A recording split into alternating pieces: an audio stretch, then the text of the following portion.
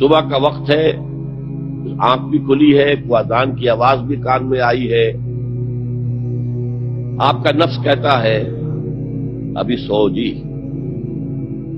آپ نے اپنی چادر یا کمبل کو درست کیا اور کروٹ لیا. یہ کیا ہے؟ آپ نے کس کا حکم پیچھے پھینکا اور کس کا حکم مانا؟ اللہ کے حکم کو پیچھے پھینک دیا، نفس کے حکم کو آگے رکھا. یہ شرک، اس شرک کو جاننے والے بہت کم ہیں. مولانا روم نے خوب کہا تھا، نفس ماں ہم کم ترس فرعون نیست لیکن ایراعون نیست.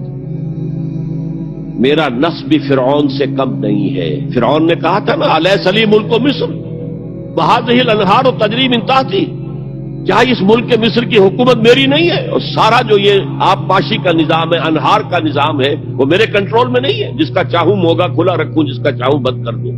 یہ تھا خدائی کا دعویٰ، انا ربکم الاعلی. تو مولانا روم کہتے ہیں میرا نفس بھی اس سے کمتر نہیں ہے. وہ کہتا یہ جسم میرا ہے، اس پر میرا حکم چلے گا. میں نہیں جانتا کون اللہ کون رسول، کیا حرام کیا حلال. تو فرعون سے کم تو نہیں ہے میرا نفس، لیکن ایراعون اس کی بہت مدد تھی، فوج تھی، لاؤ لشکر تھا، تو اس نے زبان سے بھی کہہ دیا کھل کر انا ربکم الاعلی. میں مسکین ہوں، غریب ہوں، میرے پاس کوئی طاقت نہیں ہے، میں زبان سے تو کچھ نہیں کہہ سکتا، اندر سے میرا نفس یہی کہتا. یہ نفس کی حکومت قرآن کہتا ہے. میں حیران ہوتا ہوں، 2 جگہ یہ مضمون آیا ہے. ارأیت من اتخذ الہہ ہواہ افانت تکون علیہ وکیلا. اے نبی تم نے دیکھا اس شخص کو، اس کے حال پر غور کیا جس نے اپنی خواہش نفس کو اپنا الہ بنا لیا ہے. اللہ اکبر. الہ، لا الہ الا اللہ، کلمہ توحید کا مرکزی لفظ یہاں آ رہا ہے. من اتخذ الہہ ہواہ، جس نے اپنی خواہش نفس کو اپنا معبود بنا لیا، الہ بنا لیا. افانت تکون علیہ وکیلا، کیا آپ ایسے شخص کی کوئی ذمہ داری لے سکتے ہیں؟ سود حرام ہوا کرے جی، حرام ورام، ہمارا دھندا جو ہے وہ آگے بڑھ نہیں سکتا. تو اللہ کے حکم کو پیچھے ڈالا، نفس کے تقاضے کو آگے رکھا. کون معبود ہے آپ کا؟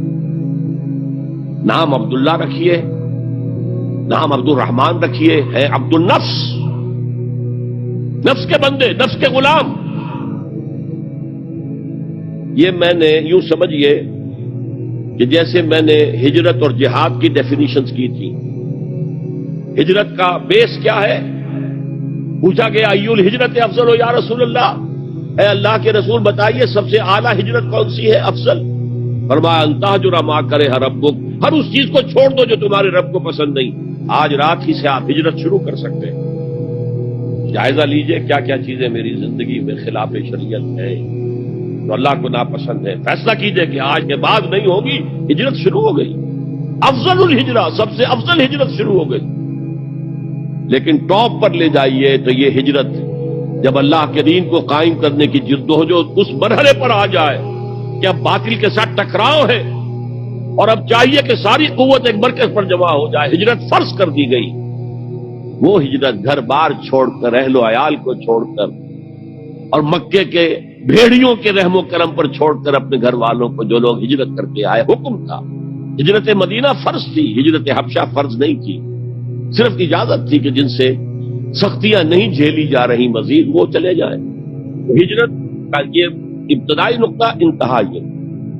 جہاد، المجاہد من جاہد نفسہ، جہاد تو یہاں سے شروع ہو گیا، اپنے نفس کے خلاف جہاد کرنا. صبح نفس نے کہا ابھی سو جاؤ، آپ نے نفس کی بات کو رد کیا، اپنا کمبل اٹھا کے پھینکا، اٹھے، وضو کیا، نماز کے لیے آپ مسجد چل دیے. آپ نے جہاد کیا نفس کے خلاف. یہ افضل الجہاد ہے. اور سب سے چوٹی اوپر یہ ہے کہ جب وہ حق و باطل کی جنگ ہو تو جان ہتھیلی پر رکھ کر میدان میں حاضر ہو جاؤ. افرأیت من اتخذ الہہ ہواہ افانت تکون علیہ وکیلا. کیا تم نے غور کیا اس شخص کی حالت پر جس نے اپنی خواہش نفس کو اپنا معبود بنا لیا، الہ بنا لیا، کہہ رہا ہے لا الہ الا اللہ، لا الہ الا اللہ، لیکن الہ تو اس کا نفس ہے. اب اس کو انتہا پر لے جائیے. عہد حاضر کا سب سے بڑا شرک عوامی حاکمیت کا تصور ہے. حاکم اللہ کے سوا کوئی نہیں. ان الحکم الا للہ. ظاہر بات ہے فرعون نے اگر دعویٰ کیا تھا میں تمہارا خدا ہوں، انا ربکم الاعلی، تو کیا اس کا مطلب یہ تھا کائنات میں نے پیدا کی ہے، تمہیں میں نے پیدا کیا؟ ذرا سوچیے. کیا وہ بزرگ موجود نہیں ہوں گے جنہوں نے اسے دیکھا ہو کہ آج اس کی ولادت ہوئی تھی، کل اس کی کوئی اور سیری بنی ہوئی تھی؟ یہ کیسے دعویٰ کیا تھا؟ میرا حکم چلے گا، میں نہیں جانتا. علیہ سلیم ملک مصر کی حکومت میری ہے کہ نہیں؟